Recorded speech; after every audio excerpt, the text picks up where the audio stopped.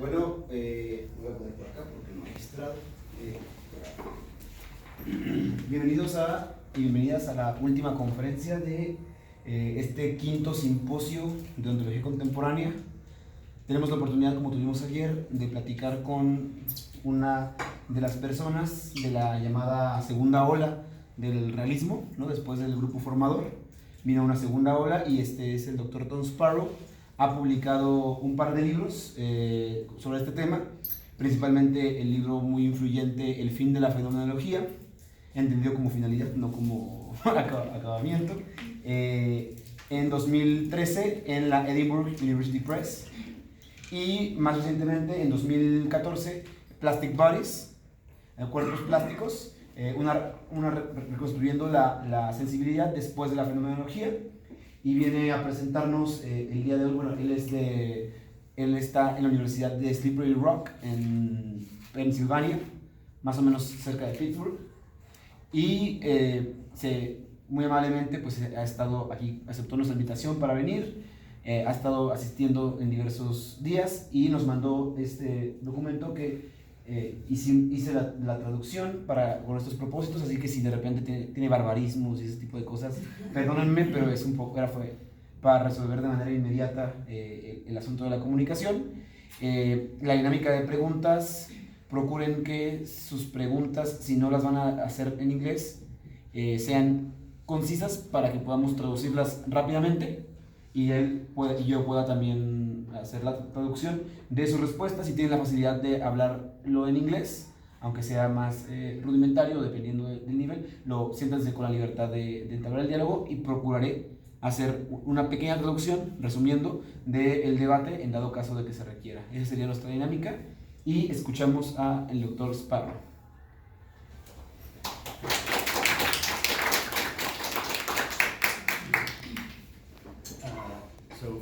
Maybe translate just a little bit for me now. Yeah. Thank you for coming out this evening. I know it's Friday and people have better things to do on Friday sometimes. And I'm sorry, next time I come back, my Spanish will be a little bit better. Espera que la próxima vez que venga hable mejor español. Okay. So today I would like to indicate the direction in which I'm developing the concept of aesthetic identity that I initiated in my book Plastic Bodies 2015. That book offers a realist critique of the phenomenology of Merleau-Ponty and Emmanuel Levinas. What I intend now is to develop the concept of aesthetic identity by using the literature of everyday aesthetics, architectural design, and atmospheres as principally developed by thinkers like Yuriko Saito, Thomas Letty, Peter Zumthor, Giovanni Pallasma, Gernot Bohm, and Tonino Grafero. I admit that these are not familiar names in most philosophical circles, so I will only speak briefly about a few of them here. I will speak at much greater length about Emmanuel Levinas and how his post-phenomenological ontology of the sensible provides us with the framework for a realist account of sensation and, by extension, a radically immanent account of personal identity. After outlining Levinas's ontology of the sensible, I'll turn briefly to William James, an American, in order to specify the notion of identity I have in mind when I talk about aesthetic identity. We'll see that this kind of identity leaves the self entirely externalized and exposed to the outside, which means that it leaves no space for the self to hide or to take refuge from the surrounding environment. This does not entail that the self has no control over its experience of the world, but simply that its control is always precarious, conditional, and dependent. If my thinking about aesthetic identity has any merit, then it carries some practical or ethical implications. These implications are made evident in the literature of everyday aesthetics and the literature of atmospheres, particularly the writings of Saito, Bohm, and Grafero. I will introduce these implications in what I take to be their realist credentials at the end of my paper. I will suggest some of the ways that they are significant to our everyday lives, and this will give you some idea about where my current research is going, and most importantly, help you to decide whether or not you should invest any more of your time reading or listening to me. My account is speculative, so I will first give it a speculative context. I'll outline some features of contemporary speculative aesthetics before presenting Levinas's post-phenomenological speculative aesthetics. With Levinas, I offer a concept of aesthetic identity that can be used to build a realist bridge between speculative aesthetics and everyday aesthetics. In other words, Levinas helps us to see that everyday aesthetics becomes speculative precisely at the moment it begins to interrogate the interface between the body and its aesthetic environment. My theoretical choices here are necessarily selective, and have been chosen merely to articulate a practical problem that stands at the intersection of philosophical aesthetics and design theory. This is the problem of how aesthetic environments, from the domestic to the artistic, from the haptic to the oral, give shape to the spectators and inhabitants who are subject to them on a daily basis. This kind of question is raised by designers and design theorists from a practical perspective, and by thinkers of everyday aesthetics from a philosophical perspective. But I contend that both perspectives can profit from dialogue with emerging writing in speculative aesthetics and speculative realism today. Section 1, an idea of speculative aesthetics. The aesthetics in speculative aesthetics does not primarily denote the philosophy of art, art criticism, or theories of judgment, taste, beauty, or the sublime. It's related to these domains, but much broader. Following Alexander Baumgarten, his understanding of aesthetics, much more than a 20th century Anglo-American aesthetic analytic philosophy, it refers us to the entire domain of what is sensed and what is imagined, to the entire realm of aesthesis. Speculative aesthetics aims then to construct a speculative discourse about the entire life of the senses and the sensuous. This calls for an ontology or metaphysics of the sensible, which one may retrieve from Kant or Merleau-Ponty or Deleuze or somewhere else. The point is that an ontology of the sensible becomes the central theme of aesthetics, rather than, for instance, aesthetic judgment or theory of beauty. In recent years, this discourse has taken on a multiform shape in the English-speaking world, especially in the wake of the speculative turn often associated with speculative realism, which is now more than a decade old. The speculative turn has only occasionally focused on aesthetic questions, however. When the speculative turn was published in 2011, the only attention given to aesthetics among its 25 chapters was an exchange between Stephen Shaviro and Graham Harman. In 2013, a manifesto appeared on the Australian Aesthetics After Finitude blog, calling for the need to fill the aesthetics gap in the speculative literature. The group announced that it was, quote, to confront the marginalization of aesthetics in the wake of the speculative turn and reconsider the consequence of such thought for human systems of representation in order to discover new possibilities for artistic and specifically literary practice. While many have noted the conspicuous absence of ethics and politics in object-oriented ontology and speculative realism, it's only in the last few years that the subject of aesthetics has stepped out of the shadow cast by epistemology and metaphysics over the field of contemporary speculative philosophy. Indeed, the need for speculative aesthetics has made itself apparent. Today, a number of texts and thinkers have begun to consider the prospects for speculative aesthetics, although the meaning of this phrase is still very much under consideration or under discussion. Before looking in more detail at speculative aesthetics of Emmanuel Levinas, I would like to signal some of the places where a speculative approach to aesthetics has been undertaken in the last 5 years. The 5th issue of a now inoperative journal called Speculations, published in 2014, was devoted to aesthetics in the 21st century. It is effectively an issue on speculative aesthetics. At the end of 2014, Urbanomic, the publisher responsible for disseminating the transcript of the 2007 Speculative Realism Roundtable at Goldsmiths College, and which also devoted the 2nd issue of Collapse to the theme of speculative realism, published a volume called Speculative Aesthetics, a collection of papers originally presented at a 2013 roundtable discussion on the book's theme. While obviously unhappy with the influence of speculative realism and object-oriented ontology on the contemporary art world, the editors of this volume tell us that that speculative aesthetics here in this volume reaffirms a relation between the aesthetic and human creativity, but within a conceptual framework that refuses to relinquish either of them to ineffability or immutability. The editors go on to say that the various contributions to the volume both naturalize and denaturalize aesthetics, while representation is rehabilitated, abstraction is materialized, and cognition accelerated. Their desire to see speculative aesthetics disengaged from speculative realism and realigned with accelerationism is obvious. With clear derision toward speculative realism and object-oriented ontology, the editors of Urbanomics' speculative aesthetics notably embrace the promise of representation, abstraction, and cognition while devaluing what they call the ineffable. Theirs is certainly a movement that counters or perhaps exploits the entrenched critique of representation, now somewhat passé in continental philosophy and contemporary theory. Perhaps it regards itself as an idealist counter-revolution or an avant-garde return to Kant. Unfortunately, most of the contributions to Urbanomics' speculative aesthetics only engage aesthetics very briefly and indirectly.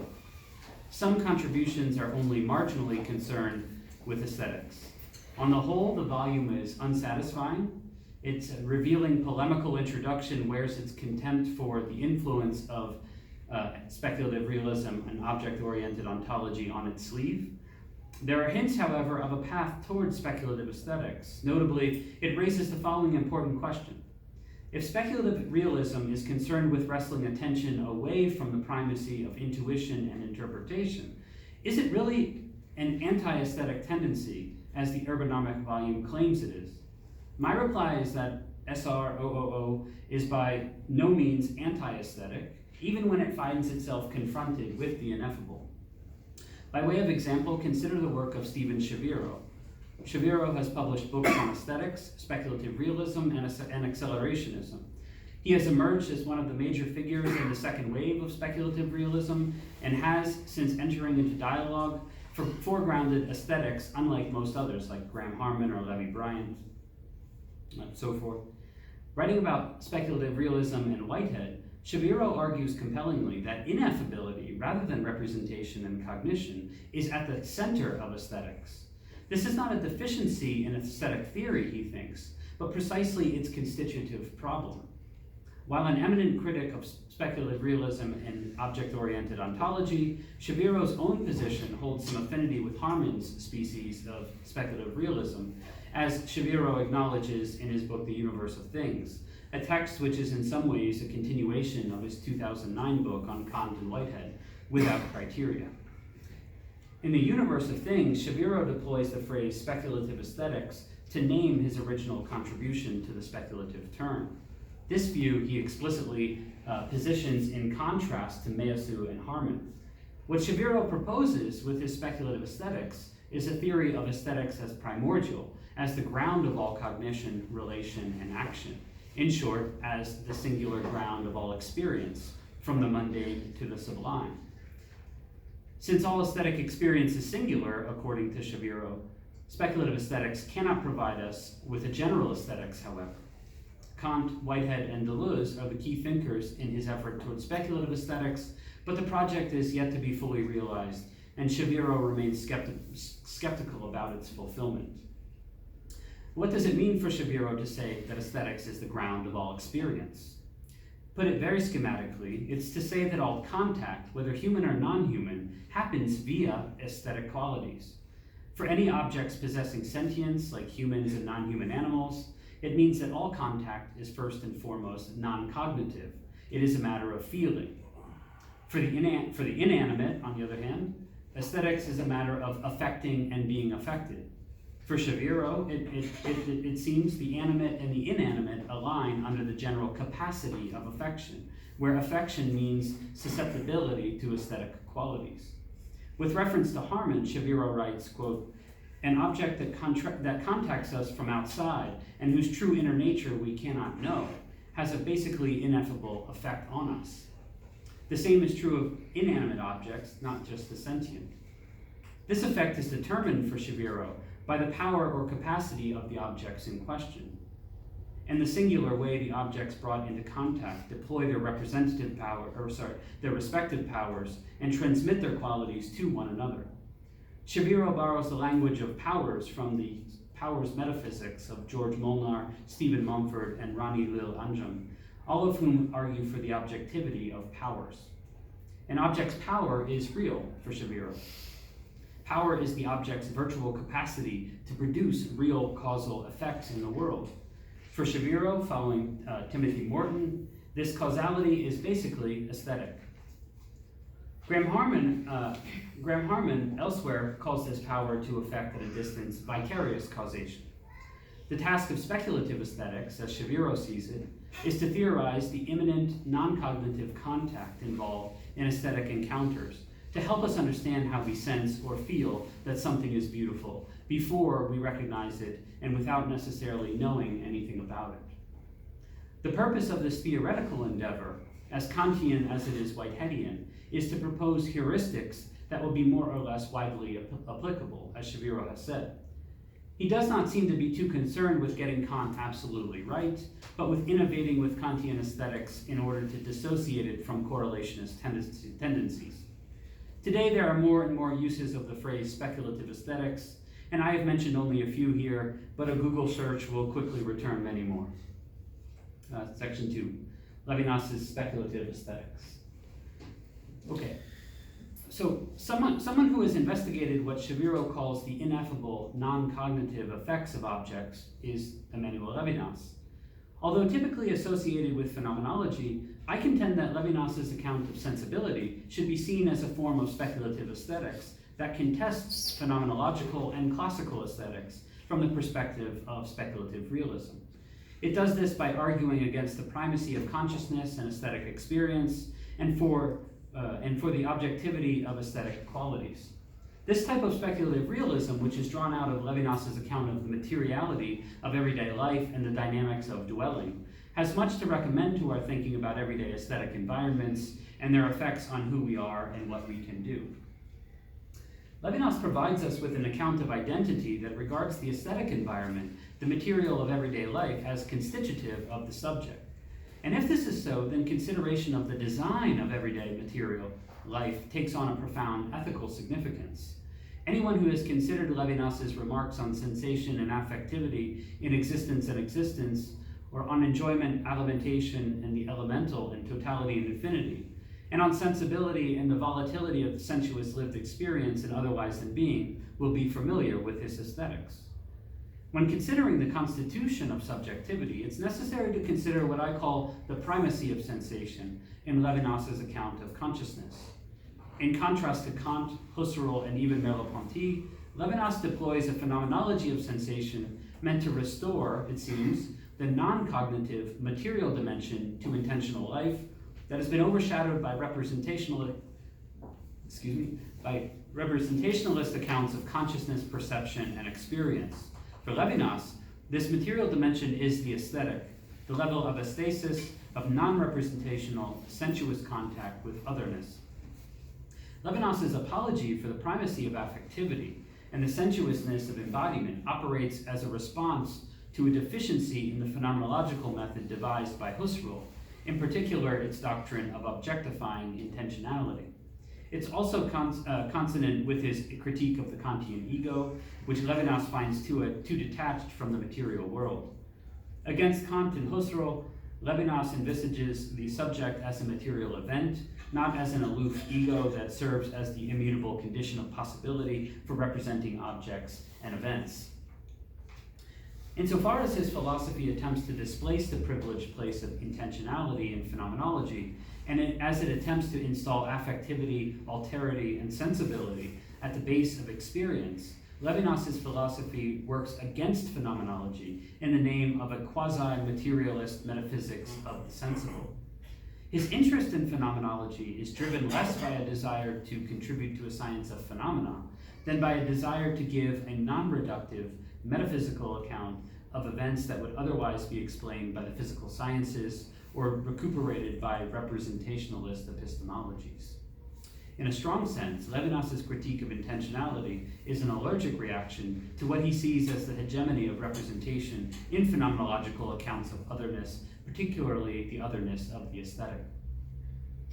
Levinas's resistance to phenomenological method is simple. If the objectifying acts of consciousness, what Husserl calls meaning-bestowing, Sinngewinn acts, are the primary mode of access to things, then those things must appear to us as representations that are prefigured by the representing subject. This makes phenomenology a modified transcendental idealism. The problem is that this kind of transcendental philosophy leaves no room for the radical passivity Levinasian ethics and aesthetics requires, and it fails to appreciate the ambiguity of the given as well as its capacity to surprise. The act of representation discovers, properly speaking, nothing before itself, says Levinas. From the practical perspective, the subject who constitutes the content of the world through representations preserves an identity that is immune to its aesthetic experiences. It is untouched and therefore unmoved by its sensuous surroundings because it is not directly exposed to its world. Its spontaneous freedom to represent is never compromised by the objects it represents or the feelings elicited by these objects. As Levinas says, quote, "In representation, the eye precisely loses its opposition to its object. The opposition fades, bringing out the identity of the eye despite the multiplicity of its objects. That is precisely the unalterable character of the eye. To remain the same is to represent to oneself. Representation is, he says, the ruin of alterity." He disrupts the reductive activity of representation and installs sensation as the ground of experience. An analogous move is made by Merleau-Ponty's phenomenology of perception when he appears to place le sentir before both operative intentionality and intentionality of act. Levinas's move is more explicit, however, because it unequivocally asserts that sensation is discontinuous with both cognition and perception. He recognizes the content of sensibility as prior to intentionality of any form. This means that the subject's sensuous contact with what is exterior remains forever anterior to its perceptual and representational acts. This does not give sensation a temporal priority that would authorize the reduction of perception to sensation, but names sensation as the ontological center of perception, representation, and judgment. Aesthetic contact with otherness, with the ineffable matter of the sensible as sensible, constitutes the transcendental field of Levinas's philosophy. As another author has argued, quote, the sensible surrounds and structures the movement toward the object, and thereby structures the very possibility of the noematic horizons that form the field of transcendental exposition.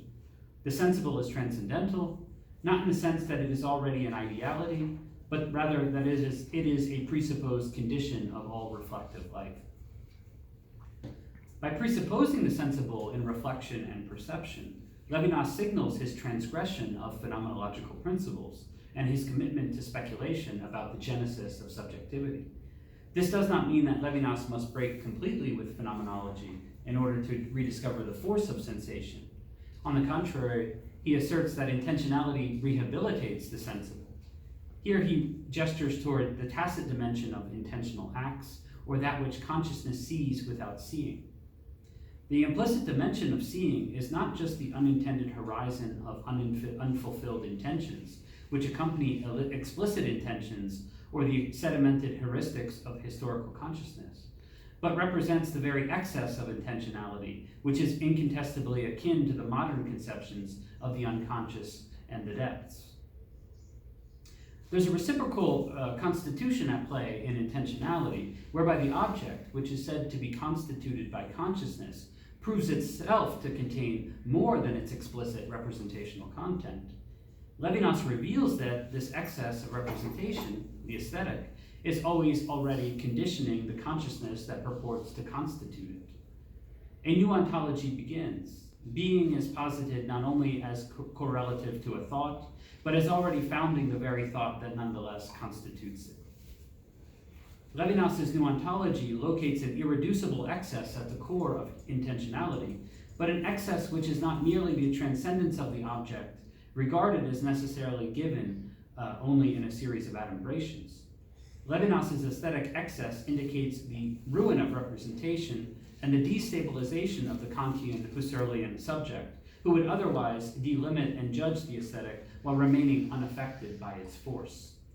Kant's schema of perception and judgment requires an imperceptible layer of aesthetic or sensual content that sits below the level of representation, But this content resists incorporation into the epistemology of critical idealism and forces Kant to engage in a little speculation of his own by positing, for example, the existence of an unsynthesized noumenal manifold of aesthetic content. Kant's transcendental philosophy asserts that the existence of this layer of content, but effectively he neutralizes its volatility. Levinas, for his part, insists that the aesthetic threatens to disrupt or destabilize the subject of representation. Levinas writes, "The idea of a necessary implication that is absolutely imperceptible to the subject, directed on the object, only discovered after the fact upon reflection, thus not produced in the present, that is, produced unbeknownst to me, puts an end to the ideal of representation and the subject's sovereignty, as well as to the idealism according to which nothing could enter into me surreptitiously. A deep-seated passion is thus revealed in thought." As the transcendental support of representation, the sensible and its qualities constitute the milieu out of which the subject emerges as conscious, as intentional, as agent. Totality and Infinity gives a lengthy description of this ungraspable milieu, referring to it as the element or the medium. The element has no profiles. It is a pure quality that we enjoy before we make any cognitive judgments about it. As John Sallis characterizes it, the element is irreducible to a system of operational references and has its own thickness and density. And unlike the things that come to us in the medium itself is non-possessible. The depth of the element does not, as with a thing, conceal a series of other profiles that could be offered to various perspectives. The element is the formless sensuousness which surrounds me, like climate or atmospheric temperature or ambient noise or fluorescent lighting. As formless, it is the aesthetic in its purest form. For Levinas, the ambiguity of this element resists categorical judgment. The elemental or sensuous milieu is privileged because within it, that ambiguity of constitution, whereby the noema conditions and shelters the noesis that constitutes it, is played out. Levinas claims in Intentionality and Sensation that Husserl wanted to designate the sensuous as objective, that is, as independent of subjective constitution, but his adherence to the primacy of intentionality prevented him from doing so. This is because intentionality plays the role of an apprehension with regard to those contents upon which it bestows an objective meaning and which animates or inspires. By contrast, Levinas insists that we live through sensations, and this is precisely because they are objective. Husserl recognized this but recoiled. We should therefore say that the materiality of sensations is, borrowing Levinas's own expression, lived from or enjoyed, never apprehended or grasped by the intellect or by perception. While acting as a resistance to representation, sensation provides the aliment or nourishment that generates any subject capable of representation. Sensation, then, is not just an effect of the objective world on the subject, a sense datum or a stimulus, but a complicity between the materiality of subject and object. The corporeity of consciousness is in exact proportion to this participation of consciousness in the world it constitutes, but this corporeity is produced in sensation. In Otherwise Than Being, this complicity is developed in Levinas's analysis of sensibility and contact with otherness. It contributes to Levinas's transcendental aesthetics of embodiment. It's notable that emphasis in both intentionality and sensation and Otherwise Than Being is on the productive aspect of sensation, sensation's capacity to generate the subjectivity of the lived body. Corporeality itself is produced materially by sensations. Sensations conspire with affects to produce singular subjects who live, sense, think, judge, act, and enjoy. For Levinas, sensations are converted into the content of subjectivity, whether cognitive, affective, or practical. Biologists call this process metabolism. Sensing for Levinas is a metabolic event. Aesthetic material, like organic material, enables us to exist and to act. Now, Levinas imagines this vitality as a generative event that can be described as a coiling or a folding back or a spiraling or an involution. The language The language here denotes the immanent constitution of the individual and the event-like structure of the subject's precarious stability. The subject is produced as an eddy of affectivity, or a whirlpool of affectivity. It maintains its integrity as long as its common sources of nourishment, pleasure and pain, joy and sadness, affect it. Uncommon, overwhelming, or traumatic affects and sensations threaten to form it into something quite different. We speak of how we are moved by a painting, a film, a gesture, or kindness. The substance of the subject, then, is nothing more than the viscosity or consistency of its aesthetic life. It is a singular and finite expression of the sensible. This kind of substance I will call plastic, following the usage of William James and Catherine Malabou. Plasticity here invokes the event-like structure of subjectivity and its mutable, metastable form. The pulsation of the self, the subject who says I, is always supported by the sensible, but the sensible itself remains groundless or anarchic for Levinas. The insecurity implied by this anarchy is not exactly a material threat, but a question of the temporality of the sensible. The sensible world precedes me as an absolute of unrepresentable antiquity, says Levinas. We cannot know from whence it comes or whether it will continue in the future. Its promise is tentative and uncertain, without guarantee that it will always sustain life. Sensation is an interpolation, a kind of imperative that cannot be dodged because its subtle force operates immediately on the body, below the level of both perception and apperception. Insofar as the aesthetic engages us simultaneously at the level of perception and sensation, indirectly and directly on the body, it operates diachronically. Sensation is, in short, out of step with the correlation of thought and being. Since the sensory event is always happening behind the scenes in the theater of representation, animating the performance but never rising to the level of representation, it remains forever in the past. It exists as an irreducible alterity, an ancient and groundless reality lurking behind and feeding our aesthetic lives. Levinas's account of individuation calls our attention to how the subject is caught in immanence, passive, enlivened, and differentiated by its aesthetic qualities. This is what I call the subject's aesthetic identity. Now, if Levinas is right to say that aesthetic experience produces a unique situation where we cannot speak of consent, assumption, initiative, or freedom, because the subject is caught up and carried away by it, then the emancipatory potential of our aesthetic environment, not just fine art, but interior decoration and design, object display, lighting and acoustics, so forth, can only be actualized if we give ourselves over to their anarchic and unpredictable effects and affects. Only thus can we discover what they can do for us. Or, as Tonino Grafero suggests, it's not obvious that it should be preferable to get rid of our vulnerability to atmospheric influence. A healthy aesthetic experience is, in fact, always a fluid oscillation between taking and being taken, and it happily welcomes the discovery that no one is entirely in control. There is, therefore, a formidable case to be made for experimenting with the design and curation of everyday aesthetics and mundane spaces. Section 3, everyday aesthetic identity in the material self. Levinas's ontology of sensation provides us with an account of the self as an aesthetic event, what John Dewey calls an experience, or what we might think of as an aesthetic conspiracy. The self, on this view, can be thought of as a temporary assemblage or aggregation of sensations and the affective experiences they provoke, no matter how intense or mundane. Since the self never exists independently of a sensory atmosphere, it never exists apart from what Levinas calls the element, then it should be regarded as a product or expression of its atmosphere. Or, more precisely, it is the product of the series of atmospheres that it inhabits over the course of its life.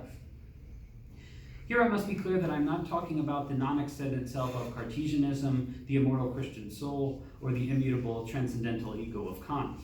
I'm thinking of what William James calls the empirical self, not what he calls the spiritual self. The subject of aesthetic identity is a material self in James's terminology. Everything I associate with me that I call mine is counted as part of the material self. I'm much larger than my interior life. In its widest possible sense, says James, A man's self is the sum total of all that he can call his, not only his body and his psychic powers, but his clothes and his house, his wife and children, his ancestors and friends, his reputation and works, his lands and horses, and yacht and bank account. All these things give him the same emotions, the same feelings. What James seems to suggest is that whatever bears an emotional attachment to us, whatever affects us in a particular way, has been incorporated into us. Whatever I feel for is quite simply me. On the one hand, this is something that everyone will readily concede. The reason we are enraged when someone harms a member of our family, or the reason we feel elated when our favorite football team wins the match, is that we see this family member and this football team as an extension of ourselves. We identify with them, and this identification is embodied in the emotional attachment we have to them. It's an affective identification that is, for James, homogeneous. It involves the same or similar kinds of emotions, and this is what gives it unity. On the other hand, it's tempting to argue that personal identity just is the totality of our affective bonds and emotional attachments, and that these bonds are quite heterogeneous and beyond our control. This is a much more contentious claim, but one that has precedent in, for instance, psychoanalytic theory. It's also a claim that can be supported by Levinas's account, or ontology of the sensible, as I have tried to show. Even James admits that the spiritual self, the central part of the self, as he calls it, is something felt. If it is true, then, that the self is affective all the way down, then it becomes possible to say that anything that affects us, whether we explicitly claim it as part of us or not, whether we align with it or disavow it, contributes to the production of our material identity. Everything that affects us, in Levinas's language, is something that we live from. This applies as much to the affective relation we have with our everyday aesthetic environment as it does to our political, religious, moral, and familial bonds. Our everyday aesthetic identity is not just about the clothes we wear, the way we style our hair, or the tattoos that adorn our bodies. It's evident in the emotional lives of our bodies and the expressiveness of our thoughts and actions, all of which are enriched or constrained by the sensory environment. In sum, what we consume, aesthetically speaking, gives rise to who we are. The sensory properties of the work of art, no more or less than our everyday scenes and familiar habitats, feed our sensory motor systems and define our identities. Let us call this the principle of aesthetic animation. Now, if it is true that the aesthetics of the everyday world give form to our identities just as much as the aesthetics of the art world, indeed if they shape our very existence, then exposure to new aesthetic forms takes on an imperative of its own. Exposure to and experimentation with new aesthetic forms is nothing less than flirtation with new identities, new bodies, new senses of self and community. This seems to be a lesson of a book like Henry David Thoreau's Walden, which documents his experiment becoming familiar with the sights and sounds of the landscape near Walden Pond, which is to say, his experiment becoming Walden itself, so that he could adequately express it. It is as much the lesson explored poetically in Walt Whitman's Song of Myself, which sings in verse the ceaseless stream of sounds that constitute Whitman's oral environment and consequently his inimitable self.